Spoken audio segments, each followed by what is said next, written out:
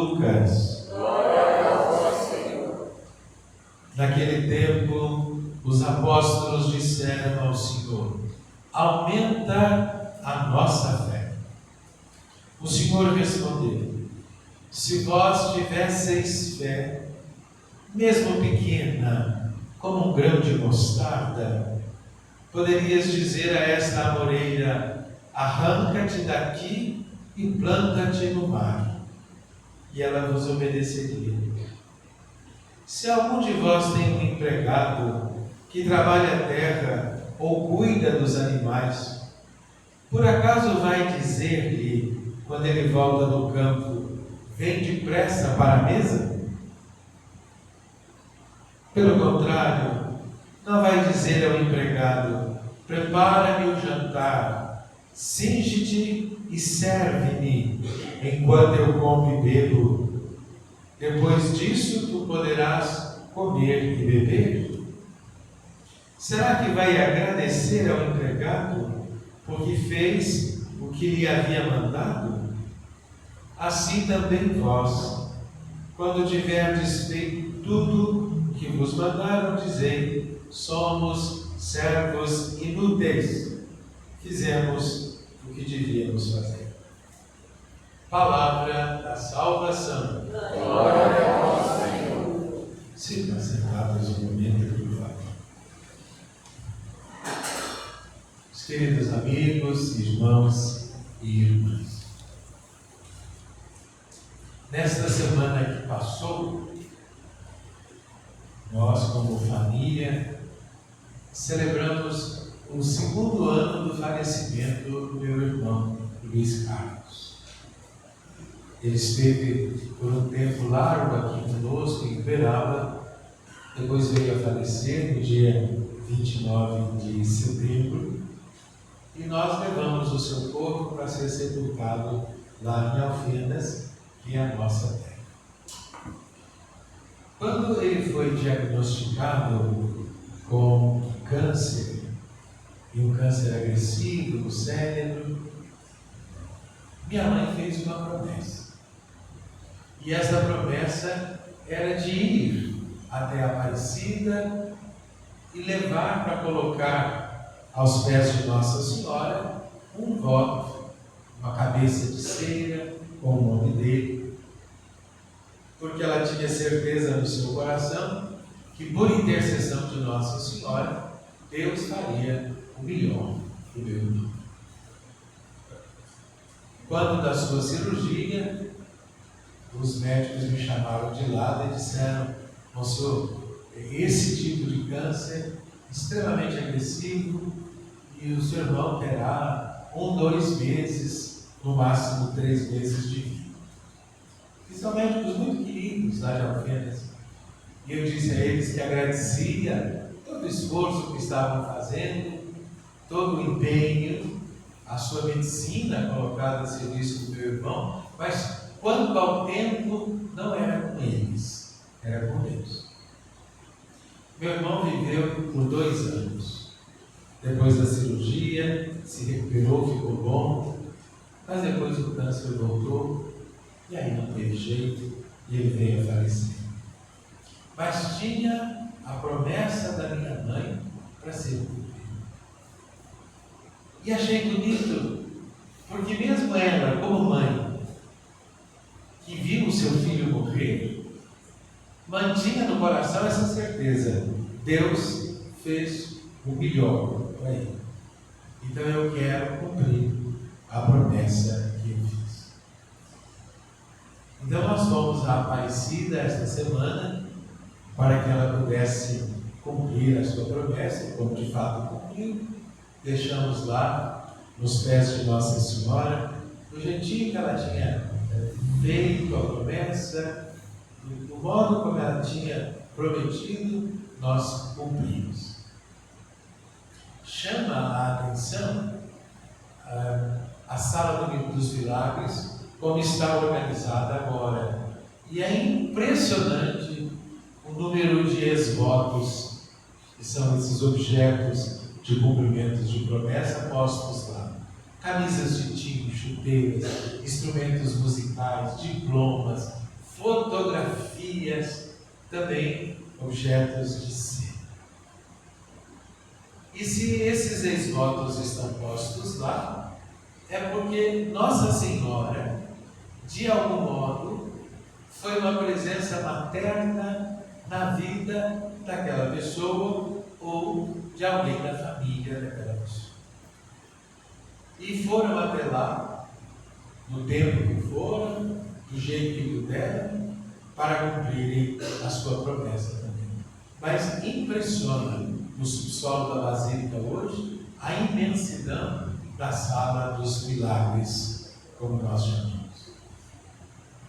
Na primeira leitura desta nossa celebração, este trecho do livro da profecia de Abacuque, há este primeiro versículo desta leitura que nos questiona: Senhor, diz o profeta, até quando clamarei sem entenderes? Porque na nossa vida, meus irmãos e irmãs, muitas vezes nós fazemos esta experiência, ou ouvimos pessoas relatando esta experiência. Parece que Deus não me escuta. Parece que Deus não me ouve. Eu rezo, eu peço e Ele não me atende. O profeta diz: Senhor, até quando clamarei sem me atenderes? E às vezes nós podemos fazer essa experiência também. Parece diferente, totalmente diferente, distinto aquilo que nós pedimos e aquilo que Deus nos dá. E é verdade.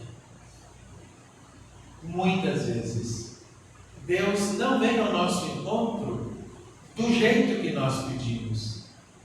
É verdade.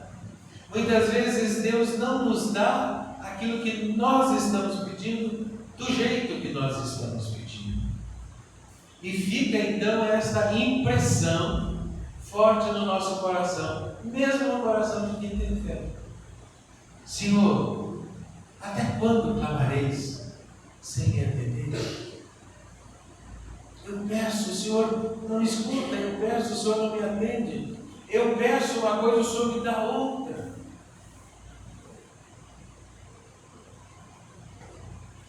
São Paulo, na carta a Timóteo, ele diz: exorto-te a reavivar a chama do dom de Deus. Ora, essa chama é, em princípio, a fé. A fé. Eu sei que há um Deus. Eu sei que há um Deus que é Pai. E eu sei que este Deus, que é Pai, cuida de mim. Eu sei que esse Deus que é Pai cuida de mim e vem ao encontro das minhas necessidades. Vem ao encontro daquilo que é o melhor para mim. E aqui está, talvez, a grande dificuldade nossa. O que eu peço nem sempre é o que recebo. Aquilo que Deus me dá é distinto daquilo que eu desejava no meu coração. Nós temos aqui muitos pais e mães. Na experiência de vocês, como pais e mães, na experiência de vocês, como os melhores pais e as melhores mães, e eu não tenho dúvida disso, quantas vezes aquilo que o seu filho pediu, do jeito que ele pediu, você negou? Não é verdade? Quantas vezes? Quantas vezes aquilo que o seu filho pediu, do jeito que ele pediu, você disse não? E pode ser que naquele momento o seu filho não tenha entendido. Eu também não entendi muitas vezes, lá no patrasmente da vida, né? Eu não entendi o não da minha mãe. Eu não entendi o não do meu pai. Me perguntava, mas por quê? Hoje eu vejo que eles me deram o melhor para mim, naquele momento. O Uma coisa é o que eu achava que seria o melhor para mim, e a outra coisa foi o que eles me deram, que foi o melhor para mim. Com Deus não é diferente. Deus olha para a nossa vida, Deus olha para o nosso pedido e diz: aquilo que está sendo pedido não é o melhor é o que eu vou dar. E como vocês, pais e mães, correm o risco de não serem entendidos por seus filhos naquela hora, Deus também corre o risco de não ser entendido. Olhando para a experiência que a minha mãe fez, dessa manifestação de confiança na misericórdia de Deus e na intercessão de Nossa Senhora. Se você me perguntar, mas padre, você não gostaria que o seu irmão estivesse aqui? Eu vou dizer, claro que sim. Mas eu tenho certeza que Deus fez o melhor. Mesmo não enxergando com clareza, mesmo não compreendendo de modo mais profundo e último, mas tenho certeza que Deus, que é Pai, e em quem Ele sempre teve absoluta, clara e grande fé, Deus não deixou de cumprir na vida dele aquilo que é próprio de um pai que ama, fez para ele o melhor, mesmo que a gente não tenha entendido. O Evangelho, ao pedido que os apóstolos fizeram para Jesus, aumenta a nossa fé. E, meus irmãos e irmãs, este é um pedido que nós precisamos fazer também. Aumenta a sua minha fé. Talvez mais do que a capacidade de entender os mistérios, aumenta a minha fé. Porque o mistério, ele nunca será compreendido no todo. Ele é mistério por causa disso. Eu posso compreender o mistério em parte, mas na sua totalidade não. Nunca seremos capazes aqui de compreender o mistério na sua totalidade. Então, Senhor, muito mais do que aumentar a minha capacidade de compreender o mistério, aumenta a minha fé. Me faz ter certeza absoluta da sua paternidade. Me faz ter certeza absoluta da sua bondade e do seu cuidado. Me faz confiar de modo absoluto no Senhor. Aumenta a minha fé. Na primeira leitura da profecia de Abacuque, no versículo 4, está dita esta palavra que precisa nos inspirar: o justo viverá por sua fé. O justo viverá por sua fé. O justo, o bom, o misericordioso, o confiante, o esperançoso viverá por sua fé. Que Deus nos dê a graça de vivermos pela fé. De vivermos pela fé. A nossa vida, meus irmãos e irmãs, está envolta em mistérios. E são mistérios que nos cercam no começo do dia, a hora que vamos dormir.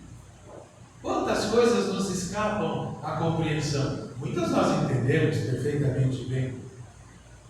Mas quantas coisas nos escapam à compreensão? Desde o sol que se ergue de manhã e se põe no final do dia, o mistério que está por trás do ar que respiramos, da água que bebemos, da comida que comemos, não é tão evidente assim, como às vezes a gente é levado a pensar. O mistério do outro, mesmo se você é pai, seu filho é um mistério. Mesmo se você é filho, seus pais são um mistério. Sua esposa permanece um mistério. Seu esposo permanece um mistério. Nunca compreendemos na totalidade. Nunca. A nossa vida é cercada de mistérios. Cercada de mistérios. Com relação a Deus, não é diferente. Senhor, aumenta a nossa fé. Me faça, Senhor, viver pela fé. Essa, meus irmãos e irmãs, é a grande diferença do crente. Aquele que tem fé não é bobo. Aquele que tem fé não é ingênuo. Aquele que tem fé não é um coitadinho. Aquele que tem fé acredita. tem certeza da paternidade de Deus, da sua bondade, da sua misericórdia, e se abandona nisso. Coloca a sua vida nas mãos de Deus, não de modo ingênuo. Mas eu tenho certeza que é um Deus que olha por mim e está comigo. Semana passada, nós celebramos 2 festas, que às vezes podem ter passado despercebido. Uma delas, a festa dos arcanjos. Quem são os 3 arcanjos? Rafael, Gabriel e Miguel. Graças a Deus. Os 3 arcanjos. Rafael, a saúde de Deus. Gabriel, o poder de Deus. Miguel, a força de Deus. Quando Deus quer manifestar cuidados, é Rafael que aparece. Quando Deus quer mostrar força, Miguel que aparece. E Gabriel aparece também na manifestação das possibilidades de Deus. Por exemplo, o anúncio à Virgem Maria. E depois nós celebramos uma outra festa, a festa dos anjos Da guarda. da guarda. A festa dos anjos da guarda. Olha, eu tenho um anjo que me guarda. Você tem um anjo que te guarda. E eu posso procurá-lo, que eu não vou ver. Mas Deus me garante que o seu cuidado por mim se manifesta no zelo, na guarda de um ser espiritual que Ele dá a cada um de nós. A gente dizia no latim, angelus custos, aquele que me custodia, que me guarda. Uma oração que os pais sempre ensinaram para os filhos, os avós, os nossos catequistas, e que bom se a gente não tiver esquecido. Santo anjo do Senhor, Meu Deus zeloso, guardador, se a ti confiou a piedade divina sempre hoje e sempre governa, rege, guarda e ilumina. me rege, me guarde, me governe, me ilumine. Amém. Olha, vejam a que ponto chega o amor e o cuidado de Deus por mim, por você, por nós. Ele nos dá alguém, um ser espiritual, para cuidar de mim. E eu me volto para Ele pedindo, sabendo que Ele foi dado a mim como cuidador por Deus, e peço que Ele me guarde, me governe, ilumine, que Ele cuide de mim, cuide dos meus caminhos. Isso não é evidente. Isso supõe a fé. Houve um tempo, os mais antigos aqui vão se lembrar, que passavam pelas nossas ruas aqueles homens com aquelas sacolas imensas que a gente chamava de os mascates, lembra aqui? Né? E eles passavam batendo de porta em porta. Para as mulheres, eles vendiam coisas interessantíssimas, né? Como desodorante. Tinha um desodorante que eles vendiam, chamava Vanessa.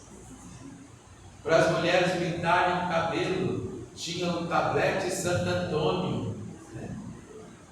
Que quando depois saía na chuva, escorria tudo, né?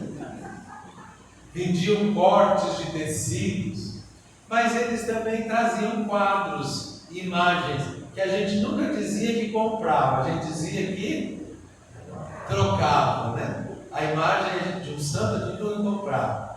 E uma dos quadros que ele sempre trazia, que as pessoas trocavam, e era comum a gente ver nas casas das pessoas, era o quadro do anjo da guarda, lembra? Tinha um menino atravessando a pinguela, uma ponte estreitinha, é um barranco de lá, um barranco de cá, aquela pinguelinha, e por trás o anjo com as asas imensas, o anjo da guarda. Era um jeito bonito de traduzir uma expressão de verdade. O anjo do guarda. Meus irmãos e irmãs, olha, Deus no seu amor por você, Deus no seu amor por todos nós, Ele nos deu um ser espiritual que cuida de nós. e faz isso por amor. E é para esse Deus que se volta o nosso grito. É para esse Deus que se volta o meu clamor. Senhor, até quando clamarei? Ora, tenha certeza que Deus cuida de você. Tenha certeza que Deus cuida da sua vida. Tenha certeza que Deus cuida dos seus caminhos. Tenha certeza que Deus cuida da sua vida. Tenha certeza. São Paulo diz: exorto-te a reavivar a chama do dom de Deus. Reavive a fé no seu coração. Senhor, aumenta a nossa fé. Aumenta a nossa fé. O pedido que os apóstolos fizeram, façamos também nós. Senhor, aumenta a nossa fé. Você não está sozinho nunca. Tenha certeza disso. Mesmo que não seja evidente, você não está sozinho. Mesmo que pareça que Deus não está te dando aquilo que você está pedindo, confie na misericórdia dele, no amor dele. Ele te dá sempre o melhor. O melhor. Terminando. Jesus diz assim: qual pai que, se o filho pedir um ovo, vai dar um escorpião? Qual pai que, se o filho pedir um pão, vai dar uma cobra? Você que é pai, daria? Sim ou não? Não. Claro que não. E Jesus diz: se vocês que são maus são capazes de dar coisas boas para os filhos de vocês, imagina o Pai do céu. Imagina isso. E aí Jesus diz: Ele dará o Espírito Santo àqueles que o pedirem. Na segunda leitura desta nossa celebração de hoje, São Paulo vai dizer a Timóteo, diz também a nós: guarda o precioso depósito da fé, com a ajuda do Espírito Santo que habita em nós. O Espírito nos foi dado. Vamos pedir que Deus aumente a nossa fé. Se o meu pai, se eu pedisse um pão, não me daria uma cobra. Se o meu pai, se eu pedisse um ovo, não me daria nunca um escorpião, imagina Deus. Por isso eu comecei falando, meus irmãos e irmãs, dessa experiência que fizemos esta semana. Pode parecer que Deus não atendeu aquilo que a minha mãe, na sua fé, pediu a Ele. Eu tenho certeza que Deus fez o melhor para mim, mesmo que não seja bonito, mesmo que pareça ser o contrário do que nós estávamos pedindo, mas Ele fez o melhor. Então a coragem da gente se abandonar nas mãos de Deus, sabendo que Ele cuida de nós. É tanto que Ele deu um anjo para cuidar de nós, como deu um anjo para cuidar de nós. Nunca estamos sozinhos. O amor de Deus nos envolve a todo momento. Amém. Amém.